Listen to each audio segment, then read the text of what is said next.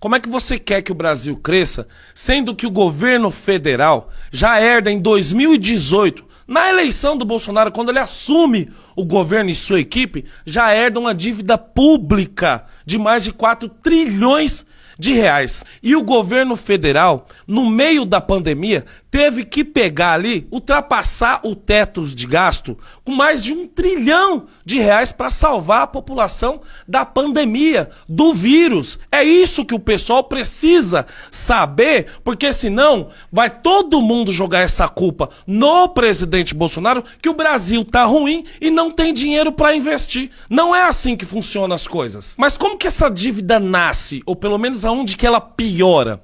Isso acontece no governo do Fernando Henrique Cardoso, quando ele começa com as privatizações, lembra da reforma econômica, para estabilizar, para continuar estabilizando o real, porque ele tinha controlado a hiperinflação. Então, ele privatiza 80 empresas, entra aí pro recorde do governo que mais privatizou estatais, e arrecada um montante de quase 80 bilhões de reais, justamente para quê? Para amortizar uma dívida pública que naquela época era de 78 bilhões de dólares, certo? Só que ele arrecada só 80 bilhões de reais. Ele termina o governo devendo 245 bilhões de dólares convertido no dinheiro de hoje, na moeda de hoje, dá 1,3 ou 4 trilhões de reais. Esse é o grande início dos trilhões da dívida pública que está caindo no colo do Bolsonaro hoje. Mas não termina por aí. Vem o governo do PT, lá no terceiro mandato, que é o final do primeiro mandato da Dilma, que eles começam a divulgar que o Brasil começa a baixar a dívida pública e está em 2 trilhões. Mentira! Mentira! Tem um site, no final do vídeo a gente põe o link lá, que desmistifica isso.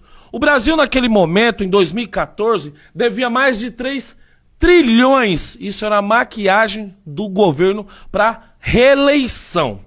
Beleza, vem de lá para cá, cai no colo do governo Bolsonaro mais de 4 trilhões.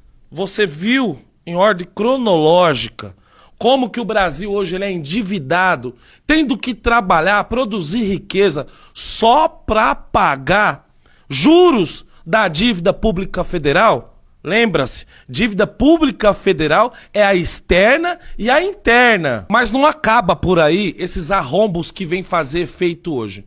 No governo do Fernando Henrique teve outra ação que ele criou para salvar banco, que a gente sofre o reflexo disso até hoje. É o tal do ProER, vou até ler aqui para você.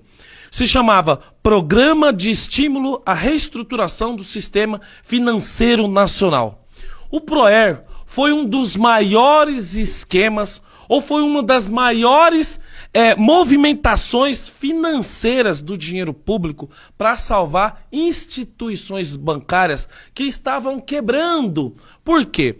Porque o mesmo Fernando Henrique, ele estabiliza a moeda e ele acaba com a hiperinflação. Esses bancos que iam quebrar viviam desse hiperjuros, dessa hiperinflação. Quem lembra também que o preço do alimento de manhã era um e à tarde era outro? Quem lembra também que os salários eram pagos por semana para dar tempo da pessoa ir lá correr no supermercado para encher a sua despensa? Então, esses bancos que foram socorridos com esse ProER viviam dessa exploração. Sim, dessa exploração. Então, Fernando Henrique pega e dá 30 bilhões de reais do Banco Central para bancos maiores comprar esses bancos menores que estavam falindo. Mas olha que coisa interessante, vou ler de novo aqui para não falar besteira. Em 2002, matéria da Folha de São Paulo já falava em prejuízo de 26 bilhões em valores corrigidos daquele mesmo ano do dinheiro emprestado para os bancos. Outra matéria, em 2019, matéria da UOL, abre aspas, isso tá lá para quem quiser ver, é só dar um Google aí. Abre aspas, calote de bancos socorridos por Fernando Henrique Cardoso e é 7 vezes maior que o total recuperado pela Lava Jato. Fecha aspas. A Lava Jato, nesse ano de 2009, tinha recuperado 4 bilhões de reais do dinheiro que foi roubado do Brasil e estava lá fora. Então ela repatriou 4 bilhões de reais.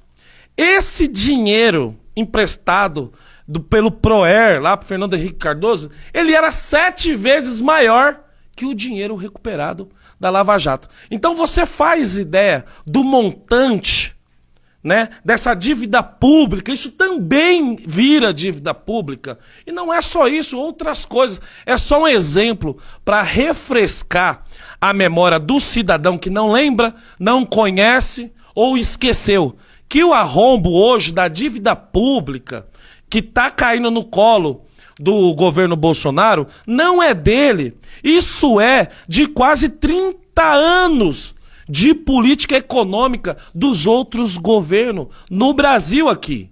Uai, seu app de vídeos curtos.